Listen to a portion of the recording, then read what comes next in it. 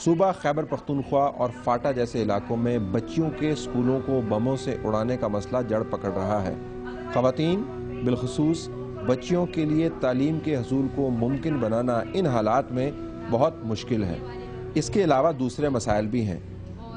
وٹے سٹے کی شادی، حق مہر، نان و نفقہ اور طلاق تفویض سے محروم کر دینا بھی عورت پر تشدد کی ایک گھناؤنی شکل ہے۔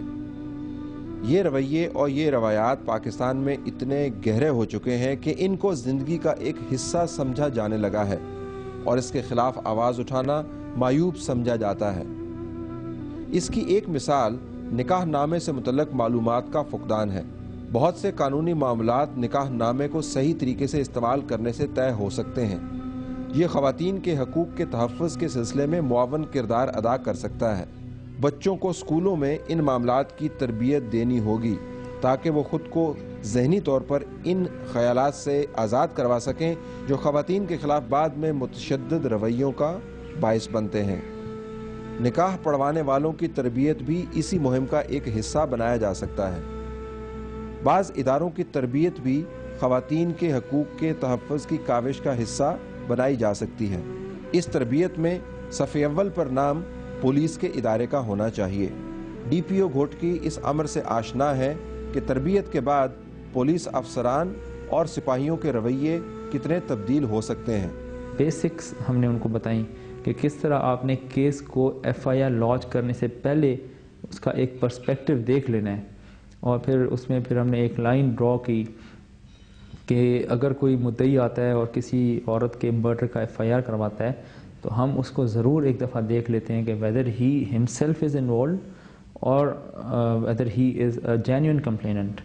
تو پھر ہم نے جہاں پہ اس طرح جینیوننس آف جو کمپلینٹ نظر نہیں آتی تھی تو ہم نے اس کو اسٹیٹ کی طرف سے، یعنی کہ بیکاز ہمارے ملک میں جو بھی جرم ہوتا ہے وہ that is crime against state, اور وہ جیسے کہتے ہیں کہ سرکار بنام فلاں حاضر ہو، تو کیسز کے نام بھی اس طرح ہی ہوتے ہیں، تو وہ بیسیکلی تو سرکار کے اگینسٹ ہی، اسٹیٹ کے اگینسٹ ہی کرائم ہوتا ہے۔ تو پھر ہم نے اپنے آئی اوز کو یا ایس ایچ اوز کو اس میں کمپلیننٹ کیا، اور وہ جو کمپلیننٹ جو میلافائڈلی آیا پولیس کے پاس اور مگرمچھ کے آنسو بہاتا ہوا، اسی کو ہم نے اس میں نامینیٹ کیا، ان کو ہم نے اریسٹ کیا۔ تو اس سے کافی حد تک جو ہے یہ ٹرینڈ جو عورت کو کچھ نہ سمجھ کے مار دینا، سندھی میں کہتے ہیں کہ گھر جی ککڑا، عورت جو ہے گھر کی ایک مرغی ہے، اس کو حلال کر دو تو حلال ہے۔